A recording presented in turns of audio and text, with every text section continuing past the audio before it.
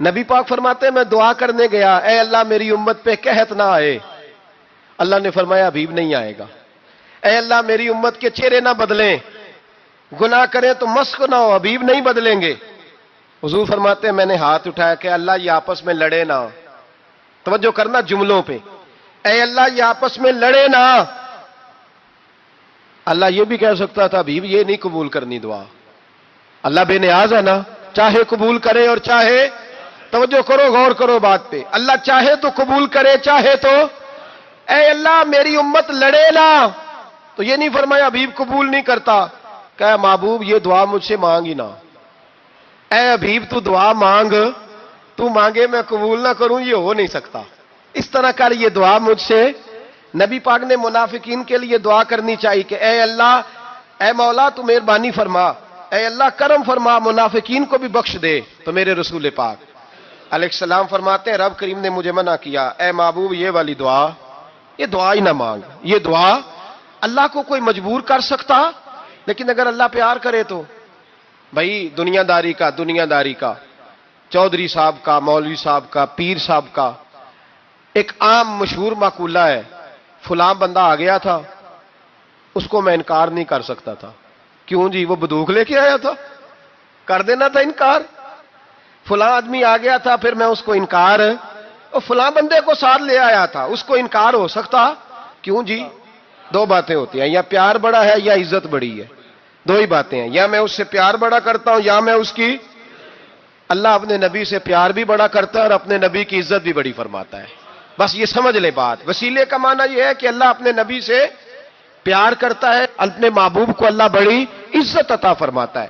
نبی پاک سید عالم صلی اللہ علیہ وسلم کے وسیلے کا یہ حال تھا کہ صحابہ ہر کام کے لیے دروازہ رسول پہ پہنچ جاتے تھے، پیاس لگی تو حضور کے پاس، بھوک لگی تو نبی پاک کے پاس، حضرت ابو ہریرہ کو حافظہ چاہیے تو نبی پاک کے پاس، کسی کو اولاد کی ضرورت ہے تو وہ رسول پاک کے پاس، کسی کو طاقت کی ضرورت ہے تو وہ بھی نبی پاک کے پاس، ہر آدمی جاتا تھا، انہیں پتا تھا دیتا خدا ہی ہے پر وسیلہ مصطفیٰ دیتا ہے صلی اللہ علیہ، اور حضور نے فرمایا انما انا قاسم، بخاری مسلم ہے، فرمایا میں تو بانٹنے والا ہوں، میں قاسم ہوں، میں قاسم ہوں، واللہ یؤتی، ہاں عطا کرنے والا اللہ ہے، میں قاسم ہوں اور دینے والا اللہ ہے۔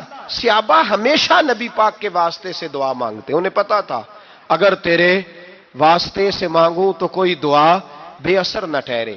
ترمذی شریف، ابن ماجہ، دیگر تمام کتب میں امام احمد نے اپنی مسند میں نقل کیا، حضرت عثمان ابن حنیف کہتے ہیں میں نبی پاک کے پاس بیٹھا تھا تو ایک نابینا صحابی آئے، عرض کرنے لگے یا رسول اللہ صلی اللہ علیہ وسلم میں نابینا ہوں، میرے لیے دعا کریں اللہ مجھے آنکھیں عطا فرمائے، دعا کریں۔ اب حضور نے پتہ کیا کہا، نبی پاک نے فرمایا دو باتیں ہیں، یا تو صبر کر لے یا میں دعا کر دیتا ہوں، صبر کرے گا تو اللہ جنت دے گا، یا تو صبر کر لے یا میں، صحابی بڑے پیارے تھے، کہنے لگے یا رسول اللہ جنت تو اللہ اپنے فضل سے دے گا ہی، میں نے نہیں صبر کرنا، مجھے آنکھیں چاہیے، اور پھر یہاں آ کے صبر کروں، این خزانے کے پاس جا کے صبر کروں، حضور میں نہیں صبر کرتا، اب دعا کریں۔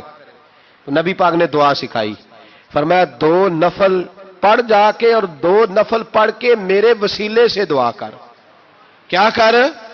اللہ سے کہہ کہ اے اللہ میں تیرے پاس تیرے رسول کا وسیلہ لے کے آیا ہوں، اور پھر کہنا یا محمد انی توجہت الیک، کہنا ہے محمد صلی اللہ علیہ وسلم میں آپ کے وسیلے سے اللہ کی بارگاہ میں حاضر ہوں، اور پھر اللہ سے کہنا کہ اے اللہ تو اپنے نبی کی سفارش میرے حق میں قبول فرما۔ کون سکھا رہا ہے؟ بولیے کس کو؟ بولیے، کہا جا میرے وسیلے سے جا کے دعا کر۔ حضرت عثمان کہتے ہیں وہ چلے گئے، دو نفل پڑھے، حضور کے وسیلے سے دعا مانگی، فرماتے ہیں وہ چلے گئے پر ہم کوئی نہیں گئے۔ آپ کیوں نہیں گئے؟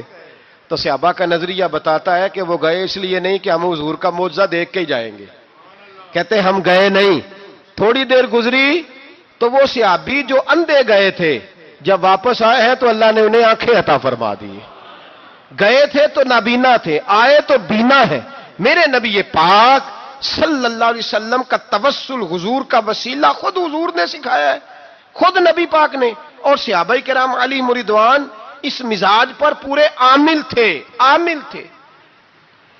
حضرت عمر فاروق صحابہ میں ایک دانشور شخصیت کا نام ہے، علم کے لحاظ سے، عمل کے لحاظ سے، بصیرت کے لحاظ سے، تقوی کے لحاظ سے ایک بڑی انفرادی اور منفرد شخصیت ہے. حضرت عمر کے زمانے میں قحط پڑ گیا، بارش نہیں ہوتی، حالات بڑے دگرگوں ہیں، پریشانی ہے. لوگ سیدنا فاروق اعظم سے پوچھتے ہیں حضور اب کیا بنے گا؟ جو میں نے پہلے حدیث آپ کی خدمت میں عرض کی وہ ترمذی اور ابن ماجہ سے، اب جو حضرت عمر کی روایت عرض کر رہا ہوں یہ صحیح بخاری میں موجود ہے.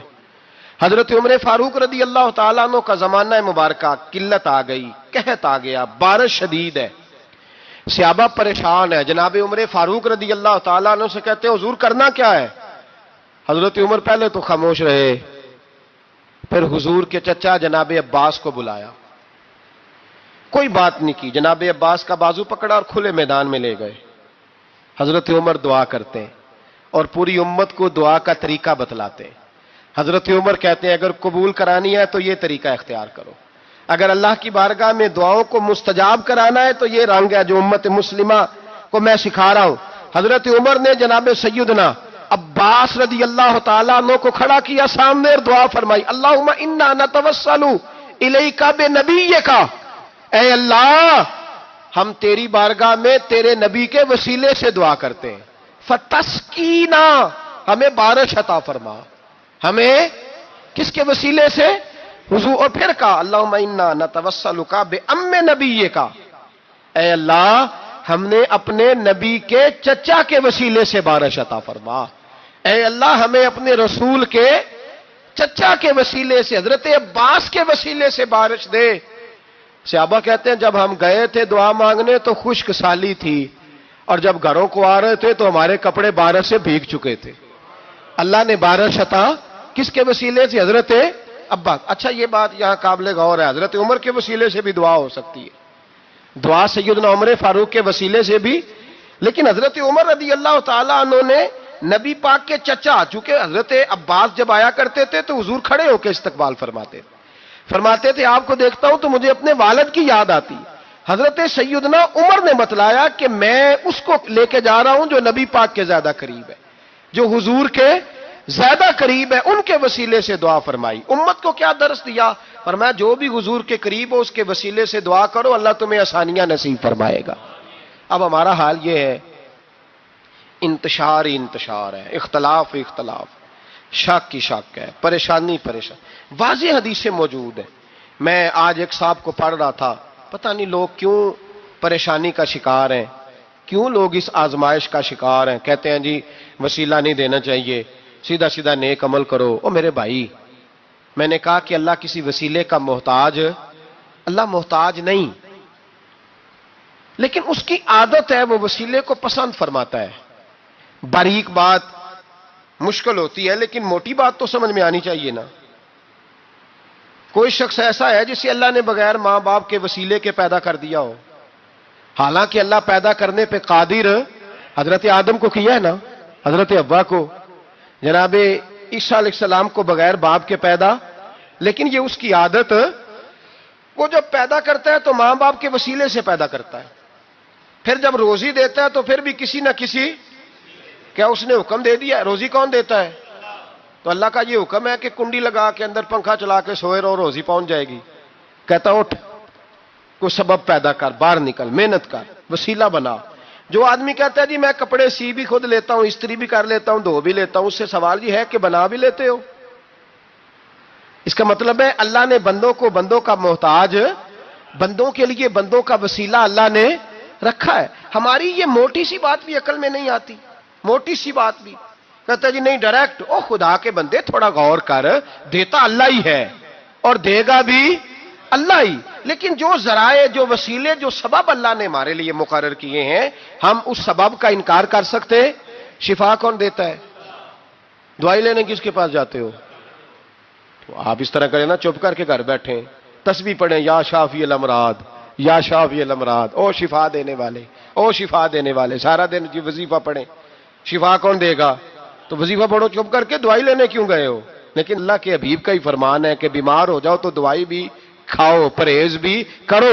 یہ سارے فرمان ہمیں بتاتے ہیں کہ وسیلہ لینا، وسیلہ دینا، یہ تو اللہ تبارک و تعالیٰ کا طریقہ مبارکہ ہے۔ لوگ اتنی سی بات کو نہیں سمجھتے، اور قرآن نے واضح طور پہ کہہ دیا وَابْتَغُوا إِلَيْهِ الْوَسِيلَةَ، اور سورہ بقرہ گھر جا کے کھولنا، آیت نمبر 99، 80 اور 9، 99 آیت پڑھنا۔ کفار نے، یہودیوں نے نبی پاک کی علامتیں پڑھ لی تھی تورات، زبور اور انجیل میں۔ اللہ کا قرآن کہتا ہے وَكَانُوا مِن قَبْلُ يَسْتَفْتِحُونَ عَلَى الَّذِينَ كَفَرُوا، فرمایا جب میرے نبی نہیں آئے تھے تو یہ یہودی میرے رسول کے وسیلے سے اللہ سے فتح مانگا کرتے تھے، اور جب یہ رسول کا وسیلہ دیتے تھے تو اللہ انہیں فتح عطا فرماتا تھا۔ امام حاکم نے مستدرک میں لکھا ہے، اور امام حاکم انہی شرطوں پر حدیثیں بیان کرتے ہیں جن شرطوں پر امام بخاری اور مسلم بیان کرتے ہیں۔ امام حاکم کہتے ہیں کہ نبی پاک صلی اللہ تعالی علیہ وآلہ وسلم کے وسیلے سے ہر چیز اللہ عطا کرتا ہے۔ جناب آدم علیہ السلام زمین پہ تشریف لائے تو 300 سال نگاہ اٹھا کے آسمان کی طرف نہیں دیکھا، شرم آتی ہے مجھ سے غلطی ہو گئی، اور پھر روتے رہے 300 سال۔ پھر اللہ فرماتے فَتَلَقَّىٰ آدَمُ مِن رَبِّهِ کلمات، پھر اللہ نے جناب آدم کو کچھ کلمے سکھائے جس کی برکت سے توبہ قبول کی۔ وہ کلمے کیا تھے؟ امام حاکم فرماتے ہیں وہ کلمے یہ تھے کہ جناب آدم کے دل میں اللہ نے ایک دن بات ڈالی، خود بات ڈالی اللہ نے دل میں۔ حضرت آدم کہنے لگے اے اللہ، جب میں نے آنکھ کھول لی تھی تو جنت کے دروازے پہ میں نے لکھا ہوا دیکھا تھا لا الہ الا اللہ محمد الرسول اللہ صلی اللہ علیہ، جنت کے ہر پتے پر، درخت پر میں نے لکھا دیکھا تھا لا الہ الا اللہ محمد الرسول اللہ۔ تو جناب آدم کہنے لگے اے اللہ، وہ جو رسول جن کا نام تو نے جگہ جگہ لکھا ہے ان کے وسیلے سے ہی میری توبہ قبول فرما۔ تو رب کریم نے فرمایا اچھا حبیب کی بات کرتے ہو، چلو آدم فتاب علیہ انہ هو التواب الرحیم، جا میں نے تیری توبہ قبول کی، میں ہوئی بڑا مہربان، میں ہوئی بڑی توبہ قبول کرنے والا۔ شیخ سعدی فرمایا کرتے تھے اگر تیرے باپ کی توبہ، جناب آدم کی توبہ مصطفیٰ کے وسیلے سے قبول ہوتی ہے، تو کیوں انکاری ہو گیا ہے؟ تو کیوں انکاری ہو گیا؟ کیوں نہیں حضور کا وسیلہ مانگتا؟ میرے نبی پاک سید عالم صلی اللہ تعالی علیہ، لوگ بڑی ڈھٹائی سے انکار کرتے ہیں، بڑی دلیری سے انکار کرتے ہیں۔ او خدا کے بندو، یہ وسیلہ تو بڑا ضروری ہے، یہ وسیلہ تو بڑا قیمتی ہے۔ میرے نبی پاک صلی اللہ تعالی علیہ وآلہ وسلم نے خود یہ وسیلہ سکھایا۔ صحابہ اس کے قائل تھے۔ حضرت عائشہ صدیقہ کے پاس لوگ آئے، آ کے عرض کیا اے اماں جی بارش نہیں ہوتی، قحط پڑ گیا ہے۔ اس بات کو نا ذرا دل کی گہرائیوں سے سننا۔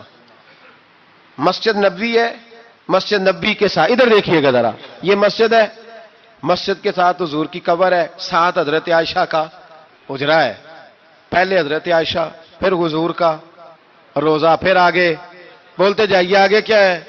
چاہیے تھا نا سیدھے مسجد جاتے، حضرت عائشہ کے پاس آئے۔ توجہ کرنا میری بات، کہ اماں جی بارش نہیں ہوتی کیا کریں؟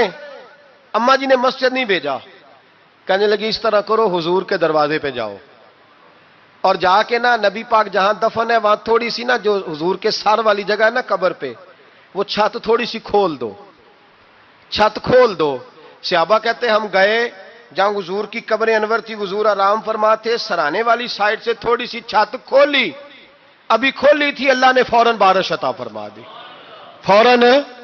کہتے ہیں جب بارش ہوئی تو ہم مسجد میں شکرانے کے نفل پڑھنے چلے گئے، حضرت عائشہ کے وسیلے پہ، روضہ رسول پہ، اور روضہ رسول کے وسیلے سے اللہ کی یہ طریقہ تو ہمیں صحابہ سکھا رہے ہیں۔ باخدا خدا کا یہی ہے در، نہیں اور کوئی مفر مکر، جو وہاں سے ہو یہیں آ کے ہو، جو یہاں نہیں تو وہاں نہیں۔